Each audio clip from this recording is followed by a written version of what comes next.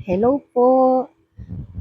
Happy Mother's Day po sa lahat ng mga nanay at sa lahat din po ng mga tatay na solo parent din naman. Happy Mother's Day po sa inyong lahat. At pasensya na po kayo, medyo late po ang aking pagbati kasi nakahiga lang po ako buong maghapon dahil ni-rest day ko po muna yung katawan ko kasi medyo hindi po maganda yung pakiramdam ko. Wala po sa loob ko yung Mother's Day. Nagulat na lang po ako. Pagtingin ko po sa lamesa ko, tingnan nyo naman po. Asan na ba yan? Tingnan nyo naman po.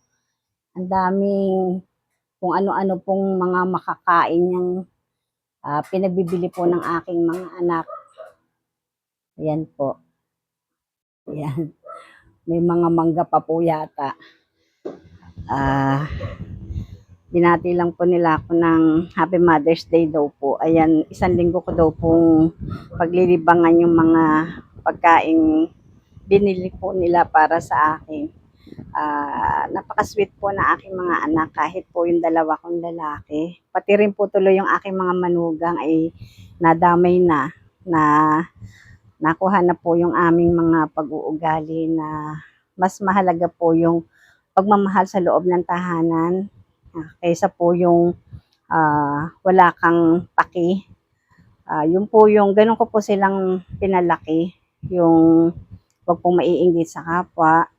Kung ano pong kaya ko pong ibigay sa kanila, dapat po nilang pasalamatan. Kaya ganun din po yung ginagawa nilang pagpapalaki sa kanilang mga anak.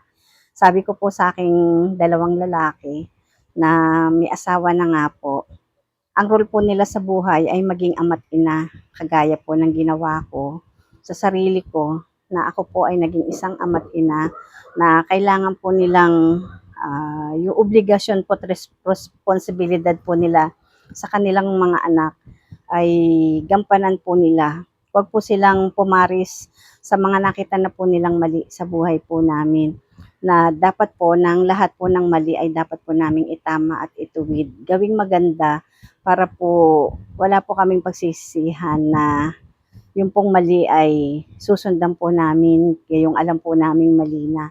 Pinipilit po naming itama ang mga mali sa buhay po namin. Yung mga konting diskusyonan na kaya naman pong resolbahin sa maayos na pananalita ay nagkakaintindihan na po kaming mag-iina. Ganyan po kami dahil minsan po madalas po kasi na pag wala po akong budget, talaga naman pong nag-iisip na po sila kung paano po nila ako lilibangin dahil basta't daw po umikot na yung aking mata, naghahanap na daw po ako ng ikagagalit. Kaya ganun po yung aming samahan dito sa aming tahanan. Kahit wala po silang kinagis ng ama, ay naging ama't ina po ako sa kanila dahil basta sinabi ko po ay batas. Pag sinabi ko po sa kanilang walang lalabas, walang aalis, ay sinusunod naman po nila ako. Ang tawag po doon ay pagrespeto at paggalang. Dahil kung titingnan mo po, sino po ba ako sa lakas? Ang lalaki po ng katawan ng mga anak ko. Kumbaga po, pag po sila ay sinisindak ko o kinagagalitan, hindi po sila lalaban kasi nire-respeto po nila ako. Yun po yung na nakita ko po sa aking pagiging ama't ina sa kanila.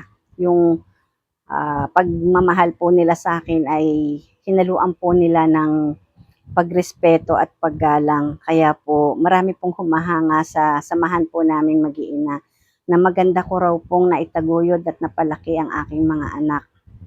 Kaya nga po, ngayon nga po, niloloko ko po sila na tapos na po ako sa obligasyon ko bilang isang ina sa kanila dahil lahat po sila ay nasa hustong edad na at may pamilya na nga po yung dalawa kong lalaki. Yun na lang pong isa ko pong bunso.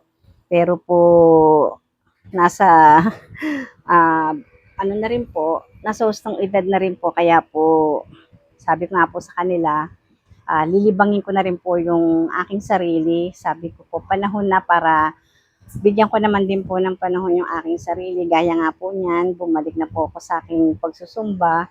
At matagal po kasi ako natigil sa pagbablog dahil nga po pinagbawalan po nila ako at nagkasakit nga po kasi ko.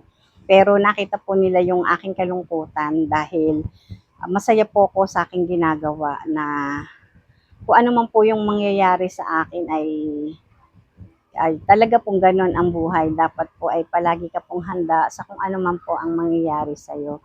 Wala pong makapagsasabi ng ating buhay, kaya dapat po ay palagi ka nga pong handa at palagi pong tumatawag sa ating poong may kapal, sa ating pong dakilang lumikha. Kaya nga po, ah, natutuwa po ako pagka po meron po akong nararamdaman, pinauubaya ko na po sa Diyos ang aking buhay.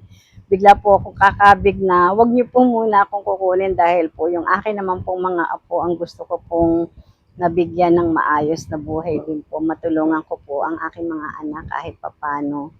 Kaya po, nagsusumikap po ako para po mabigyan ko po sila ng matulungan ko po kung paano po nila itataguyod ang kanilang mga anak. Hindi man po maging lahat ay masolo ko, makatulong man lang po ako sa kanila.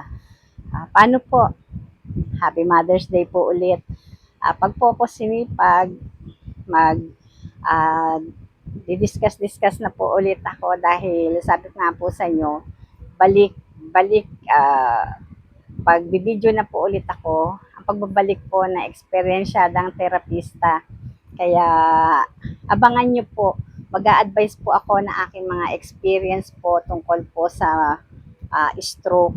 Yan po, Happy Mother's Day. Yun po ang aking ireregalo sa inyo. Ang ma-share po sa inyo ang mga tawag po dito, kung paano nyo po malalaman kung kailan po kayo may stroke. Yun po, yung pong mga sign and symptoms po. Paano po? I love you all, mothers. Happy Mother's Day. I love you all. God bless us all. Bye-bye.